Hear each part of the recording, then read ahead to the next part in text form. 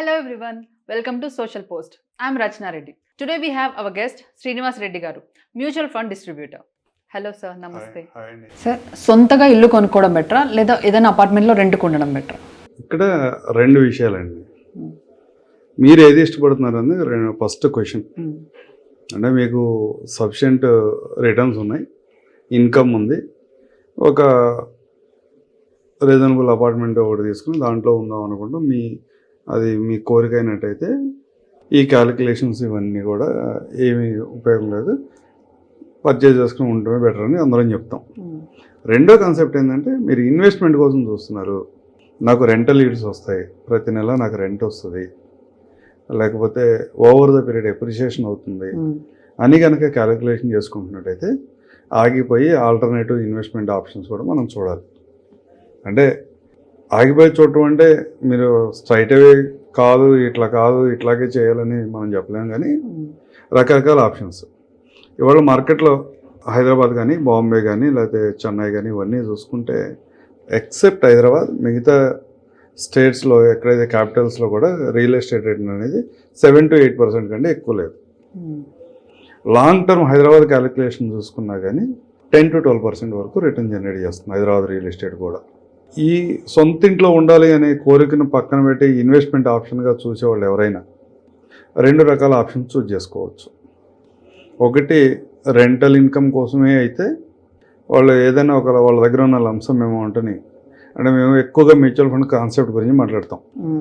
అదే mutual fund డిస్ట్రిబ్యూటర్గా మేము mutual fund sale చేస్తున్నాం కాబట్టి మ్యూచువల్ ఫండ్ కాన్సెప్ట్ గురించి మాట్లాడతాం. సపోజ్ ఏదైనా ఇవాళ హైదరాబాద్లో ఎవరైనా ₹1 కోటి పెట్టి ఒక అపార్ట్మెంట్ కొంటే 2 bedroom కానీ 3 bedroom కానీ వాళ్ళ కంప్లీట్ అయ్యేపటికి 2 bedroom అపార్ట్మెంట్ కూడా ఇవాళ దగ్గర 1 crore రీచ్ అవుతుంది. రిజిస్ట్రేషను, ఇంటీరియర్ ఇదంతా కంప్లీట్ అయ్యేపటికి 1 crore రీచ్ అవుతుంది. ఎక్కడ ఏ మారుమూలకి వెళ్ళినా కానీ మీకు rental yield place to place variation ఉన్నా కానీ 20,000 నుంచి 25,000 వరకు వస్తుంది. లేదా కొన్ని సందర్భాల్లో 30,000 కూడా రావచ్చు. అదే మీరు ఏదన్నా ఈక్విటీ బేస్డ్ లేదా బ్యాలెన్స్డ్ బేస్డ్ మ్యూచువల్ ఫండ్స్లో కనుక మీరు ఈ ₹1 కోటి ఇన్వెస్ట్మెంట్ చేయగలిగితే మీకు మంత్లీ ₹50,000 ఇచ్చిన తర్వాత మీ ఇన్వెస్ట్మెంట్ 10 yearsలో డబుల్ అవుతుంది. అంటే ఇవి మేము మాట్లాడేది కాదు, లాస్ట్ 10 yearsలో చాలా ఫండ్స్లో ఇంతకంటే ఎక్కువ రిటర్న్స్ కూడా జనరేట్ చేసినాయి. అదే కాదు, కొంతమంది ఏమనుకుంటారంటే నేను బ్యాంకులో వేసుకుంటే నాకు 7%, 8% రిటర్న్ వస్తుంది, వీటిలో కూడా అంత వస్తే బాగుంటుంది కదా అని ఎవరైనా ఎక్స్పెక్ట్ చేస్తుంటే వాళ్ళకి దగ్గర ₹1,00,000కి ₹7,000 చొప్పున, అంటే ₹1,00,00,000కి ₹70,000 మంత్లీ విత్డ్రా చేసుకున్న తర్వాత కూడా వాళ్ళ ఇన్వెస్ట్మెంట్ దగ్గర 13-14 yearsలో డబుల్ అవుతుంది. ఇది యాక్చువల్గా ఉన్న సినారియో. దీనికన్నా చాలా సందర్భాల్లో మేము చెప్పిన ఈ ఫిగర్స్ కన్నా కూడా ఎక్కువ రిటర్న్సే జనరేట్ చేస్తున్నాయి ఫండ్స్ అన్ని.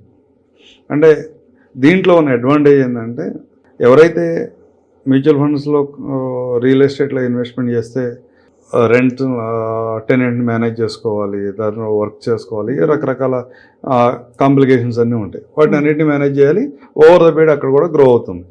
అదే ఇక్కడ మీకు అంతకంటే ఎక్కువ రెంటల్ ఈల్డ్ వస్తుంది, మంత్లీ రెంటల్ ఈల్డ్ ఎక్కువ వస్తుంది, ప్లస్ ఓవర్ ద పీరియడ్ ఇది కూడా గ్రో అవుతుంది. డౌన్ ద లైన్ ఒక 10 years 15 yearsగా క్యాలిక్యులేట్ చేసుకున్నట్లయితే ఇవాళ ఉన్న పరిస్థితులను బట్టి రియల్ ఎస్టేట్ కన్నా మ్యూచువల్ ఫండ్లో రీజనబుల్ రిటర్న్సే ఉన్నాయి. కానీ ఇండివిజువల్గా ఎవరి ఆలోచన బట్టి వాళ్ళు డెసిషన్ తీసుకుంటారు కాబట్టి రకరకాల ఆప్షన్లో రియల్ ఎస్టేట్లో పెట్టాలా, గోల్డ్లో ఇన్వెస్ట్మెంట్ చేయాలా, మ్యూచువల్ ఫండ్ పెట్టాలా, డైరెక్ట్ ఈక్విటీ పెట్టాలా అంటే ఎవరి ఇష్టం వాళ్ళది. ఇన్వెస్ట్మెంట్ ఆప్షన్గానే చూస్తున్నప్పుడైతే చాలా సందర్భాల్లో రియల్ ఎస్టేట్ కన్నా మంత్లీ ఈల్డ్ కావాలి, గ్రో కావాలి, వెల్త్ క్రియేట్ కావాలి అనుకున్నప్పుడు చాలా సందర్భాల్లో రియల్ ఎస్టేట్ కన్నా మ్యూచువల్ ఫండ్స్లో మంచి రిటర్న్స్ ఉన్నాయి. Okay, thank you.